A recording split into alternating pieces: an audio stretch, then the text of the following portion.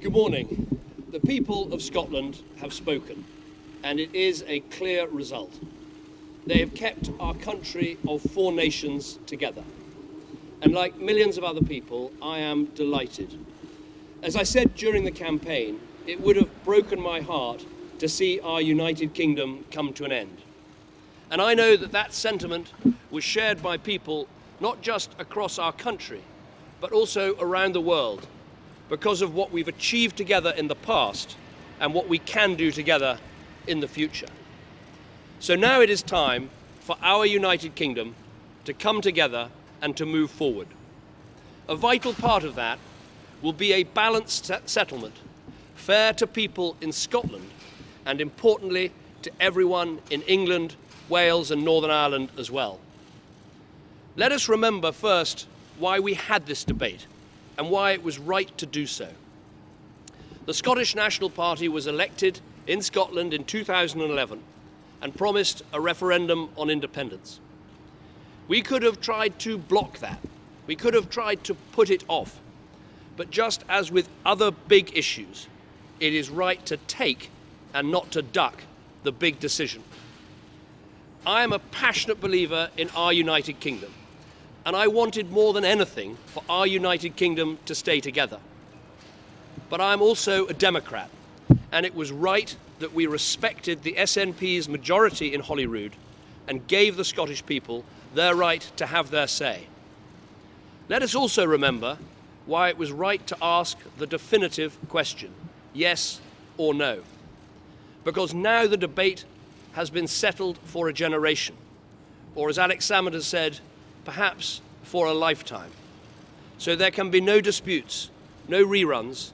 We have heard the settled will of the Scottish people. Scotland voted for a stronger Scottish Parliament backed by the strength and security of the United Kingdom. And I want to congratulate the No campaign for that, for showing people that our nations really are better together. I also want to pay tribute to Yes Scotland for a well-fought campaign, and to say to all those who did vote for independence, we hear you. We now have a chance, a great opportunity, to change the way the British people are governed and change it for the better.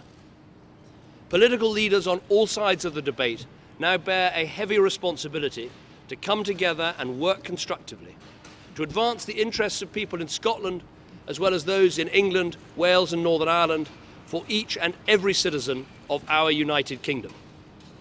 To those in Scotland, sceptical of the constitutional promises that were made, let me say this. We have delivered on devolution under this government, and we will do so again in the next Parliament. The three pro-union parties have made commitments, clear commitments, on further powers for the Scottish Parliament. We will ensure that those commitments are honoured in full. And I can announce today that Lord Smith of Kelvin, who so successfully led Glasgow's Commonwealth Games, has agreed to oversee the process to take forward these devolution commitments, with powers over tax, spending and welfare, all agreed by November, and draft legislation published by January. Just as the people of Scotland will have more power over their affairs, so it follows that the people of England, Wales and Northern Ireland must have a bigger say over theirs. The rights of these voters need to be respected, preserved and enhanced. It is absolutely right that a new and fair settlement for Scotland should be accompanied by a new and fair settlement that applies to all parts of our United Kingdom. In Wales, there are proposals to give the Welsh Government and Assembly more powers. And I want Wales to be at the heart of the debate on how to make our United Kingdom work for all our nations. In Northern Ireland, we must work to ensure that the devolved institutions function effectively. But I have long believed that a crucial part missing from this national discussion is England. We have heard the voice of Scotland, and now the millions of voices of England must also be heard. The question of English votes for English laws, the so-called West Lothian question, requires a decisive answer. So just as Scotland will vote separately in the Scottish Parliament on their issues of tax, spending and welfare, so too England, as well as Wales and Northern Ireland, should be able to vote on these issues. And all this must take place in tandem with and at the same pace as the settlement for Scotland. I hope that this is going to take place on a cross-party basis. I've asked William Hague to draw up these plans. We will set up a cabinet committee right away, and proposals will also be ready to the same timetable. I hope the Labour Party and other parties will contribute.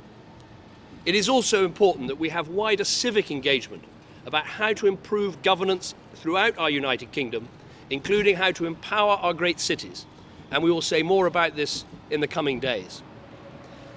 This referendum has been hard fought. It has stirred strong passions. It has electrified politics in Scotland and caught the imagination of people across the whole of our United Kingdom. It will be remembered as a powerful demonstration of the strength and vitality of our ancient democracy. Record numbers registered to vote and record numbers cast their vote. We should all be proud of that. It has reminded us how fortunate we are that we're able to settle these vital issues at the ballot box peacefully and calmly.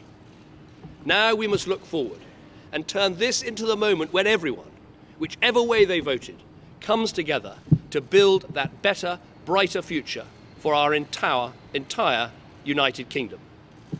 Thank you very much, and good morning.